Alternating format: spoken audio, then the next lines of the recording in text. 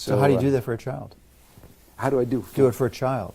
Is that the solution to identify this problem early on? Absolutely. And huge. Implement an intervention to and to then change it? and then if you don't catch it when they're very young, to catch it later when they're doing the braces, to not take out the bicuspids, to expand the arch, to expand the airway, allow the jaw to come forward so the condyles develop properly, holding the jaw forward, the tongue forward, so that they can get that air.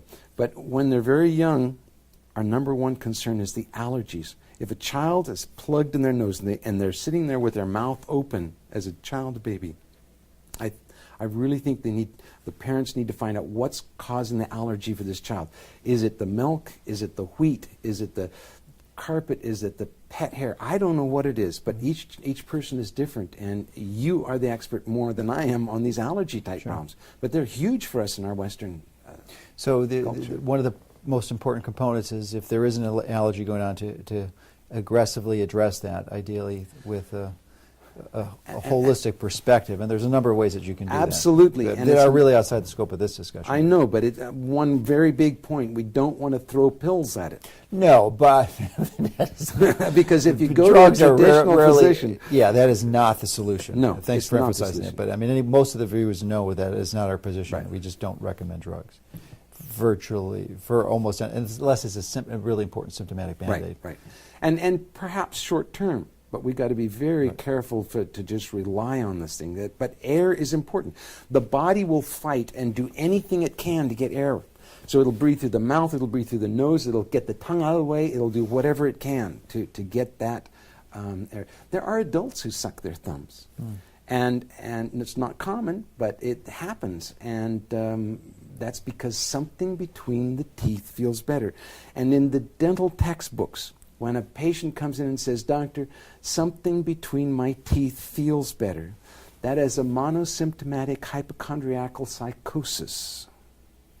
In other words, patient screwed up because the dentist looked at their teeth, and the dentist knows, the doctor knows best, and the doctor says, "Oh no, your teeth are just fine." And the patient is wrong. You know, with time I've learned that my patients are usually right. The wisdom of experience, sure. Yeah.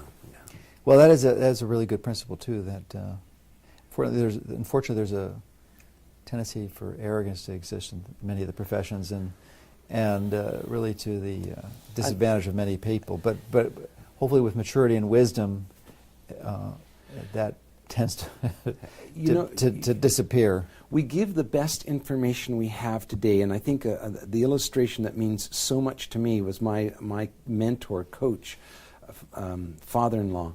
He was a cardiovascular surgeon, and he said, "Bill, always remember that," this was when I was in dental school, "you have to learn 80% of everything they teach you in school." And I thought, wow, okay, I think I could do that. He said, "But remember, 50% is wrong. We just don't know which 50%. And I thought, well, yeah, that's what you're saying because you were graduated from medical school back in 1958. Of course, that was a first aid course back then. Now we have antibiotics. We know so much better. But you know, 90% of the dental materials I was taught with in school, they're historic. I don't use them anymore. Much of the procedures that I was taught are wrong. We've gone on, we've progressed. Am I so arrogant to say that today we have all the answers? No. We're searching still. Yeah, and that your father-in-law's commentary was based on that most likely he was rooted in traditional medicine. So when you expand your horizons out to the more global, broader perspective of natural health, you realize that it far exceeds the 90%. And it goes back to the ancient days when we're really seeking to emulate many of the practices that our ancient ancestors followed to really achieve health, as you really did with Weston Price.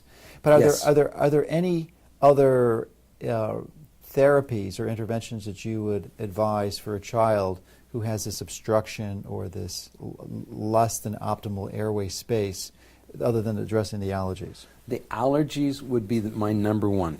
We want to make sure that they're not having the colds and the flus and something that's causing it, their airway. Airway is most important. Diet is very important, not the sticky foods, and the brushing and the flossing. Those are the main areas. So that will actually open up the airway. just by changing the diet and proper dental hygiene. Because the tongue is that force in the inside that's going to develop the mouth. And if you can get the child to be able to breathe through their nose comfortably, then it will develop. Speech therapists will also work with a child, those that are real good in this type of area, in learning how to swallow, so the child can learn how to swallow.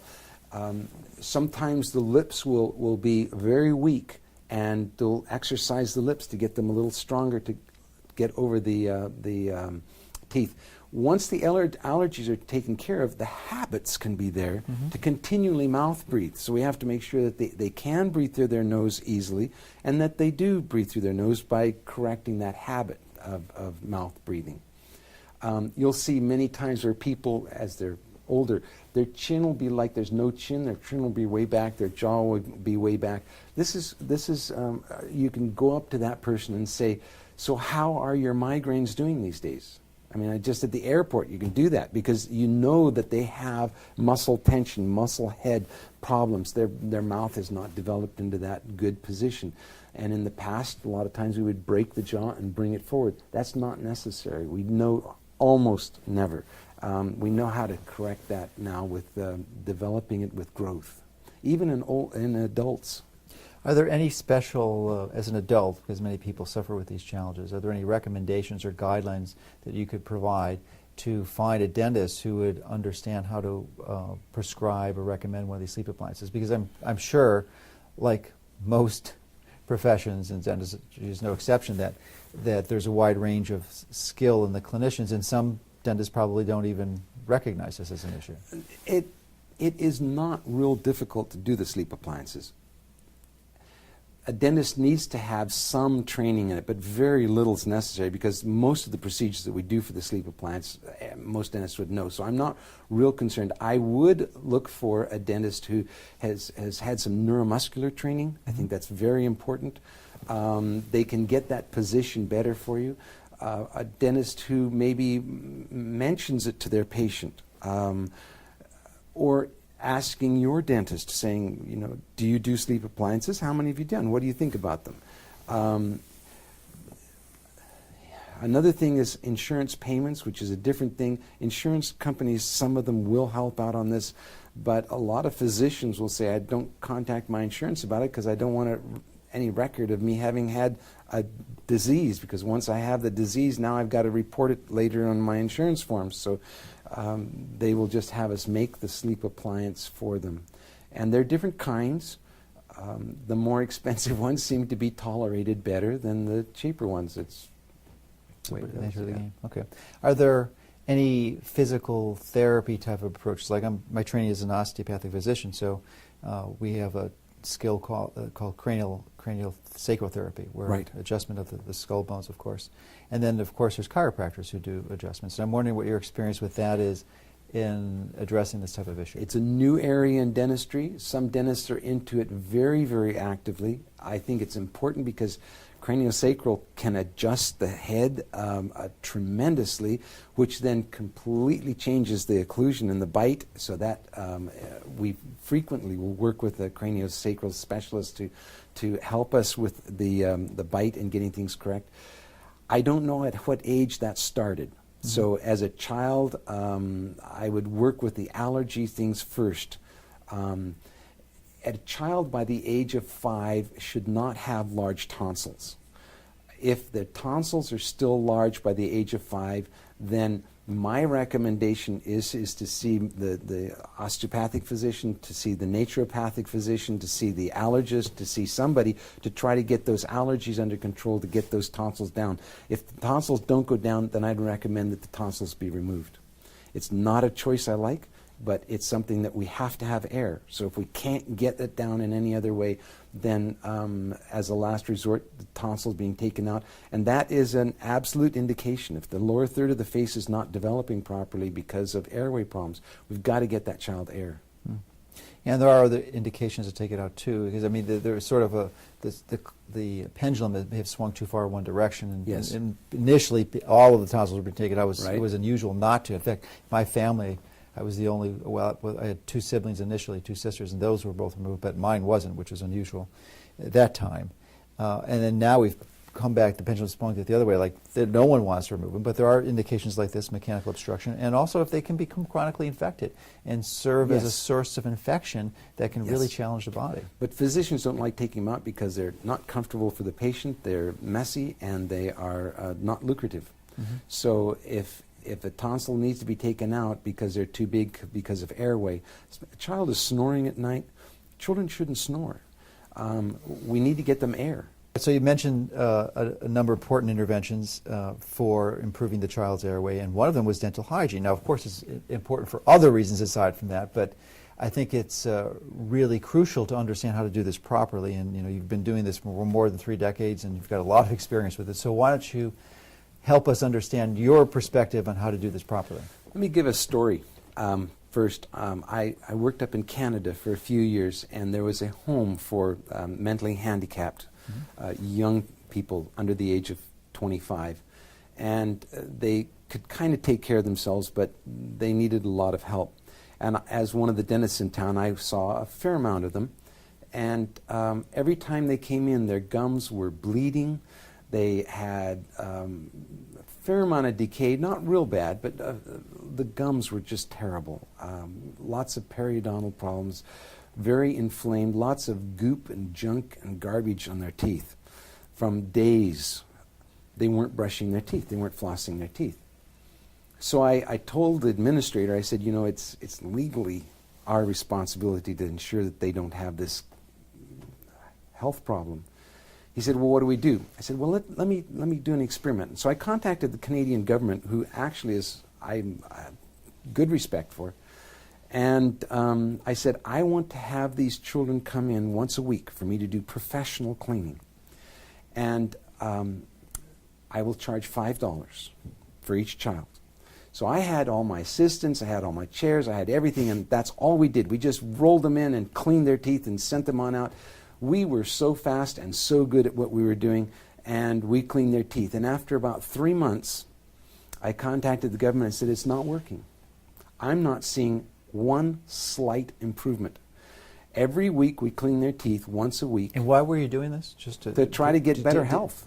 Gum health? Gum health. Okay. Gum health, yeah, so that they'd have better gum health. Their gums were just as bad, just as inflamed, just as much of a problem when we cleaned their teeth professionally once a week. So several things from this story. Number one, if you go to the dentist every week and have your teeth cleaned, not going to help. Sorry. Maybe the calculus coming off is going to help. But professionally getting the plaque off, the soft, gooey stuff off once a week, not going to improve things. You'd have to go in there more often. And so what I did is I contacted the administrator of this home and I said, it's not working. Let's hire a high school girl to come on down there after school and brush and floss everyone's teeth. In a week, we had great results. The gums were looking better, things were clearing up. I mean, it was night and day difference with just somebody doing a little brushing and flossing compared to what we were doing professionally in the dental office at once a week. So a daily brushing and flossing, a daily wiping of that tooth somehow with whatever you want to wipe it is extremely important, which gets into the what do I wipe it with, what do I clean it with? And I use an illustration of a car. If you had a car and it was dirty and somebody blindfolded you and they started asking you questions about, oh, I understand you're going to go down to Florida for a vacation and warm up down there. That sounds like it's going to be really nice. And you say, well, what part of Florida? And so you're talking to me about how you're going to go on your vacation and go for a trip. And you're not thinking about what you're doing as you're washing the car. And I say, oh, by the way, you have 3 minutes to wash your car. So you're in a hurry, you're not thinking about what you're doing, and you can't see what you're doing. What are the chances of you getting your car really clean? Not very high. Not very high. The same thing on our mouths. We have about 128 different places in our mouth we need to clean on these surfaces of these teeth. And we get some toothpaste in there, it gets all foamy, it feels minty, and then our mouth fills up with foam, and so we spit it out and we rinse it out, and it feels clean. Chemically feels clean. Does that mean that it's clean? No, it's the mechanical rubbing gently, not hard, but the gently rubbing, that the accuracy. So you have to think about